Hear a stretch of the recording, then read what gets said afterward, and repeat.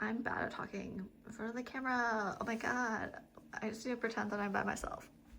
No one's gonna see this. Okay. So I'm about to head out to walk my dog. Exciting times. And I just wanted to share what I'm wearing for the first time ever. This top is Cuckoo Intimates. I feel like if you're online, chronically online like I am, you know, if you know, you know. These pants are from Le Maire. I liked them so much that I bought them in multiple colors, but this particular colorway is the thinnest cotton, so it's perfect for the movement. The other ones kind of slowly, incrementally get more snow pants-y, but this is my favorite one of the ones that I have. And then today I finally received this in the mail. I've been looking for this particular collection, Chanel, for like 3 years. Done a lot of research on trying to figure out what makes it authentic, and I'm happy to say that it is authentic and I got it for a really good price. And it's not like in pristine condition, but it's perfect for me. And I've just been looking for a bag that has this particular texture to it. It's like kind of chewing gum-y, might be a little unappetizing to people, but I have a double flap, and the thing that has started to irk me about it is that the shoulder strap is only connected to like the flappy part of the bag. So I know that's like the whole aesthetic, but if I think about it too much, it is overstimulating that it's not carrying all of the structures and going to the bottom of the bag. So this one, as you can see, it is connected to the body of the bag, and that's very satisfying to me. And it's squishy enough that I can like stuff my notebooks and whatever I'm reading with me. Oh, and it has like little Chanel emblems at the little cuff thing, which I think is so great. I have like multiple colors going on, but I'm gonna pop on my Converse and take the toaster for a walk.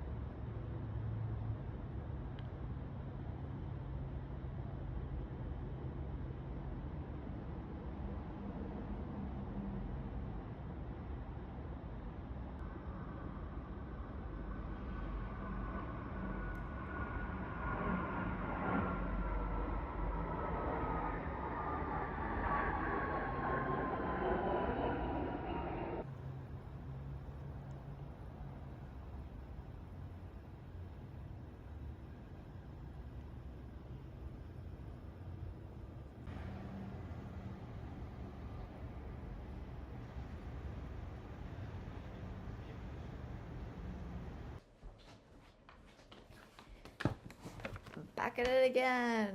So I drove over to the Row, downtown LA, not the high-end luxury shop, but like the shopping complex.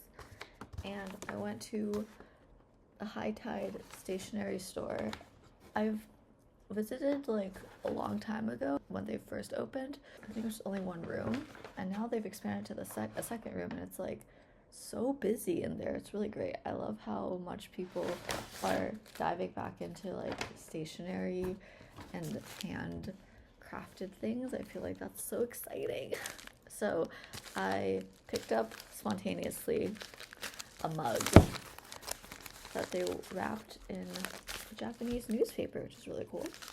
It took me a long time to pick which one I wanted because there were 3. I should have taken a picture. But I even asked the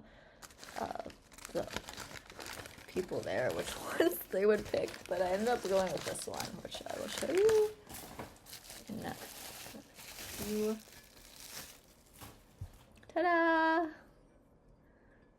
I thought it was so cool. So the first reason I really liked it was because when I was sitting on the counter, at first I thought it was, wow, the Apple thing really likes it too. The counter, it looks like it's connected, like the saucer part is connected. I thought that was really cool. And then this was actually like tucked away in a bookshelf. The 2 that I was considering were, there's one that was splattered with like orange and red and blue all around, but it had a bit of like a little bump in the clay that at first I was okay with, but then I was thinking my neuroses will probably get to me and then I will abandon the cup because I'm that type of person. But that one had like a much shorter handle, and then there was another one, same exact shape, shorter handle with like kind of a dipped glaze, really moody. It was like a burgundy color. I really should have taken a picture. I ended up picking this one because I really like how comfortable this handle is, and I don't have anything like it at all. All of my mugs are like kind of mass produced, so it's pretty fun to have like a one-of-a-kind thing. And it reminds me, if you look at it closely, it has like this like papery texture here. It looks like it's made out of paper. I asked them if it was dishwasher and microwave safe, and they told me it is. It also has like little ridges around the rim. I'm really excited about it, and it looks so cool in this video. Side note, this packaging I also really like. The flappies here, so you can close it, and that brings me joy. I'm gonna use this cup tomorrow morning when I drink my decaf coffee because I switched over to decaf. Alright. So upon further research, this artist's nickname is EXP, and it seems like from the other listings that it's all hand wash only, so I'm just gonna wash it by hand, which makes sense because like it'll probably break if I'm not careful in the dishwasher. I don't know, it's just so cool, like even as like a piece. I like how it's almost like plant life.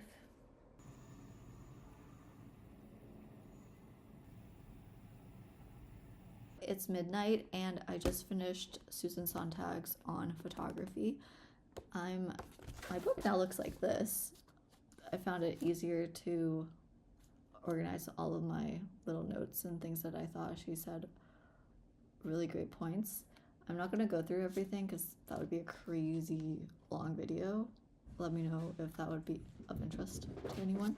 Overall, I was surprised at how angry I got at her writing towards the end of this book. I really disliked the last 2 essays in here, which were Photographic Evangels and The Image World, because essay number 5, Photographic Evangels, talks about the relationship between photography and painting and whether it's considered truly an art. Photography's relationship to museums and how it's presented to the public. She brings up a lot of interesting points in terms of like critically thinking about the problem, but the way that she discusses painting versus photography, you can tell that she doesn't practice either of those trades because she describes everything as though it's like she heard from so-and-so that painting and photography are treated in these ways, and because she's using these references that are interesting to know about because I didn't know about them, it feels kind of disingenuous because as a person who paints and also practices photography, there's some points she makes where it's like, clearly that's not actually an accurate comparison. So I got a little bit heated when I was reading essay number 5. And then essay number 6, The Image World, which has a very delicious title. I would love a book solely titled The Image World. I was surprised that she brings up the example of China and like the political structure there, which is like totally a valid comparison, but the way that she talks about it again is similar to the painting versus photography fine art discussion, where she like, it's like she heard it through the grapevine instead of really diving deeper into the example. Like, for instance, the way she brings up China is from this documentarian who she describes as having explicitly gone to China to capture like the more seedy, out of context things that happen in very normal day-to-day life, to paint this kind of false image of what life is like there. And instead of explaining that, like, of course anyone would be upset if like they were just secretly filmed in their like worst case scenario, which is like a very universal human frustration. I think anyone would be upset having found out that they were being recorded at their worst, most unglamorous moments, and having that publicized and be set as an example for the entire culture. It's not just the people that were immediately affected by that would be upset, but instead of acknowledging this, she takes it as like, this is just how people in China are. They only want a certain like storyline that's provided to them by their government. It just seems very one note and not very empathetic, which makes me even more upset the more I talk about it, because the rest of the book, like the previous essays, she positions herself as the observer, having a very unbiased, like, these are just the things that have happened perspective. So I thought that was kind of weird. And then I also thought that essay number 6 was like a very weak essay to end the book on, because her last sentence in essay number 6 is really not a conclusion. I will read it to you for your interest. If there can be a better way for the real world to include the one of images, it will require an ecology not only of real things, but of images as well. Giving a last-minute essay, let's just put together like the most vague call to action possible, that's what it gives me. I did not expect to be so like fired up over that, but it was pretty disappointing. But let's talk about the 3 essays that I did enjoy. The first essay is called Plato's Cave, which is the essay that the book begins with, and I was very optimistic when I was reading it. It basically introduces the relationship between photograph and accuracy, acknowledgement that the very nature of taking a photograph prevents you from taking action, the bystander effect. It acknowledges that the more we see, the less we care, which was really disheartening to read that was like, that's always been the case, but also I guess a little bit comforting to know. I didn't like essay number 2 because it's about Walt Whitman, and I have no animosity towards Walt Whitman. I just don't know enough about him to really dive into that essay, so I read it, but I don't want to make any comments on it because I just don't know enough. I enjoyed the third essay called Melancholy Objects. It basically presents the idea that each photograph is its own reality and it has its own timeline and its own misinterpretations, because she talks a lot about how, I don't know if it's this essay, but the concept of photography as a surreal, as a work of surrealism. She like goes back and forth between different essays where she talks about how photography is realism and then how photography is surrealism, and I can't remember if this is also a surrealism essay, but I think so because it's in the beginning of the book. She talks about the surrealism movement. That like premise that every photograph is surreal really hit me hard. I think that was probably, if I were to talk about this book at a cocktail event, I would bring up that line. Very hard-hitting one. The third essay, and my final choice, is called The Heroism of Vision. This is a very meaty essay. It's very long, so I have like a big chunk of writing to describe what it's about.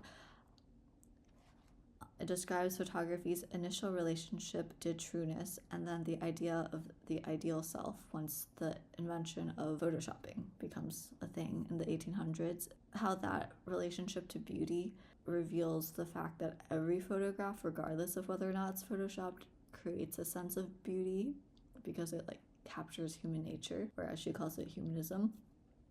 And with that idea of beauty, every photograph also eventually ends up shedding the impact of its context, whether it's like political or just enough time has passed where we're like looking fondly back through nostalgia. But yeah, those were the three essays that I enjoy. For my next book, I'm going to continue reading My Garden Book by Jamaica Kincaid. I started reading this last summer. I don't know exactly why. I just got sidetracked.